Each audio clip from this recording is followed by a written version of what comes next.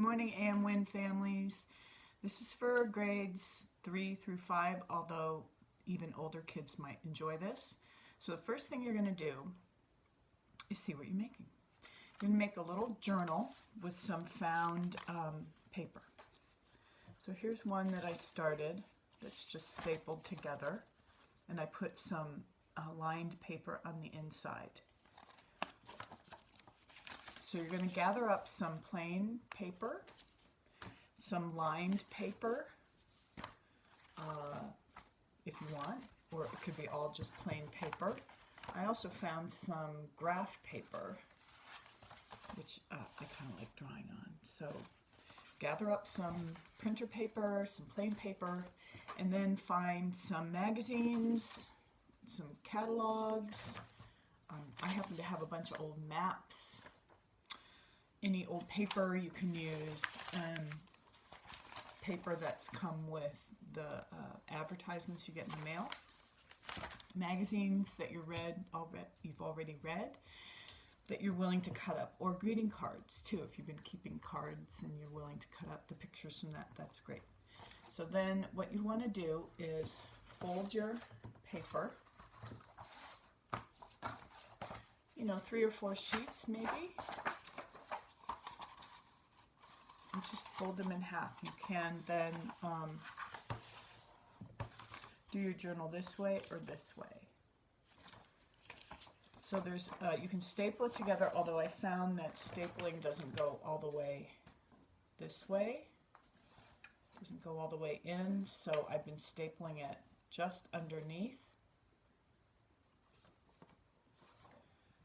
this direction. Whoops.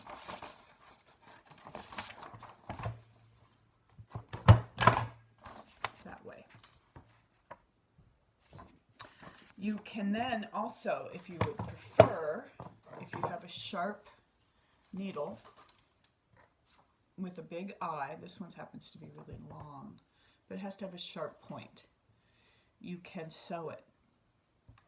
So if you want to do that, you would take some thread or some embroidery floss, or some of this kind of thread if you have it, some string, anything that's strong, just not probably yarn because it's too elastic, but flexible. Put a knot in the end of your thread, and then what you want to do is draw little dots. It's easier to keep track of. Maybe a 1/2 inch. You can use a ruler if you want. 1/2 inch apart.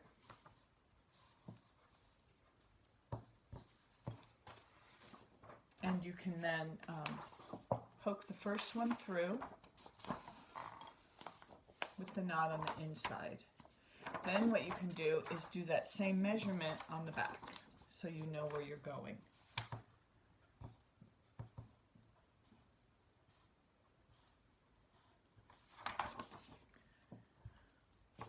So then you can go to the back and put it through. Then you're on the inside and you put your needle through.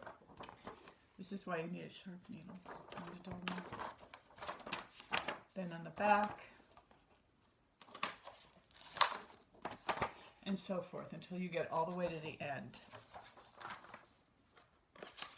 And then you're going to go back and do another running stitch the other way. Now the other way to do this is to learn the back stitch, but we're just going to keep it simple because that's how we roll.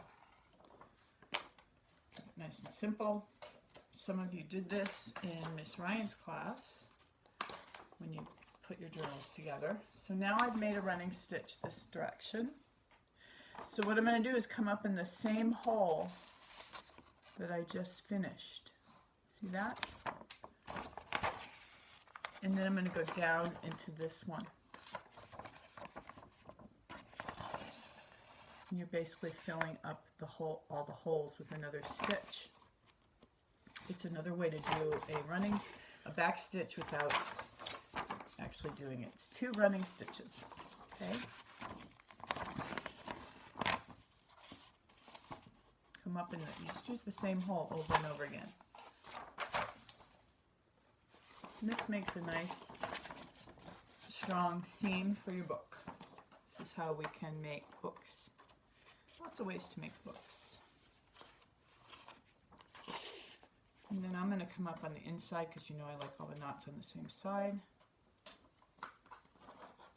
I'm actually going to come up again in this same hole. And then you can simply tie the two ends together that you have from your knot and your working yarn. Tie that together. And then you have bound your book, as they call it.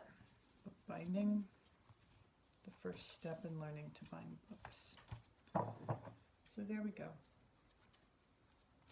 We'll trim that off later. So now you have a seam that looks basically the same on both sides. So that's a great way to do it if you have a sharp needle. So now you want to just choose your papers. Like I said, I have magazines. So what I did was just cut out some pictures from magazines that I liked. I also cut out just some colors. These were magazines that had, this was a shirt, but I just like the colors. And you can cover the whole thing with one picture and then draw something on it. Or I started just cutting the colors of, I don't know, these were clothes or towels or something. Did I say you needed a glue stick? Well, you do. And you could just do colors that you like.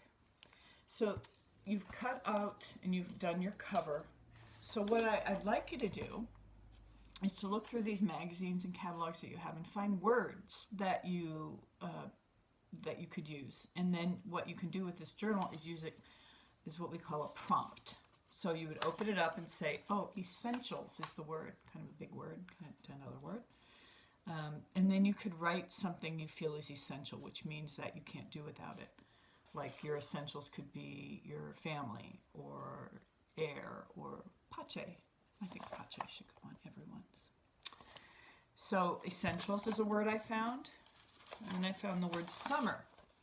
So you could put down what you'd like to do in the summer, what summer means to you. It's warm, it's sunny, swimming, peaches. So find some words, and then you could do prompts. Celebration is the next word that I found. And you could write down the kinds of things you like to celebrate. The other thing you could do is just simply use it to, and then I put this picture of coffee because I thought I could write about my morning. It would remind me because I always have coffee. So you could also put dates on here, and you could write down a journal of what's going on with you in the next few weeks. You could put the date on here and write a few things you did or thought about or felt, and you could write in it. And on each page you could continue to put pictures of things that you like or don't like, or like here's a nest. Does it have a bird in it? I can't tell from here. Here's a picture I found of a nest. I could put that on there because I think it's pretty.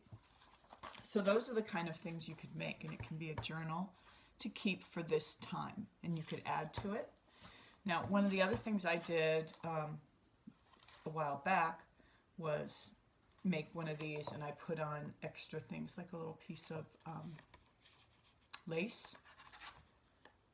This one I happen to have all kinds of lined paper, and I put it on there.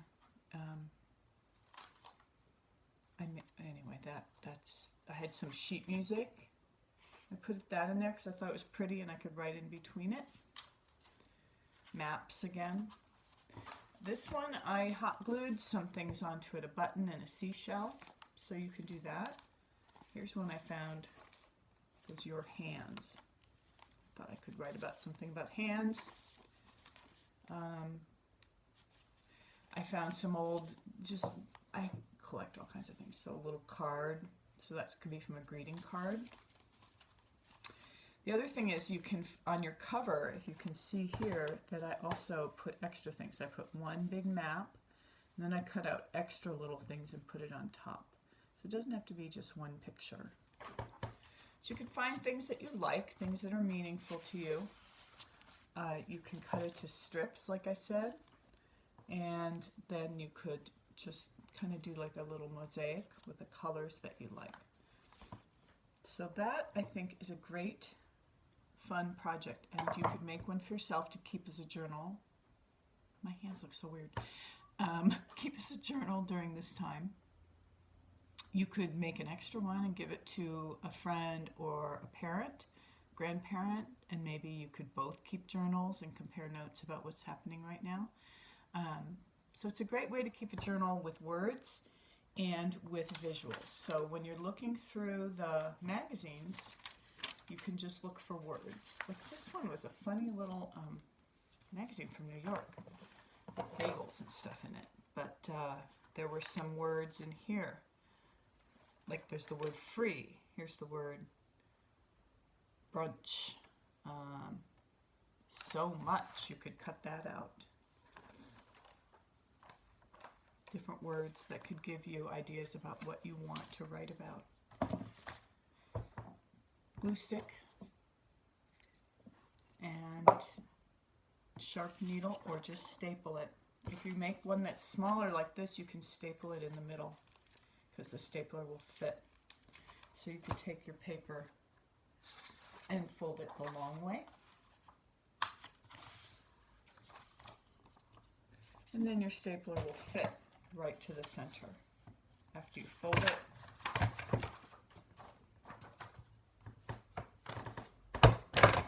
You can staple it. See that? So I feel like I need to ask you if you have questions, but you can't really answer me.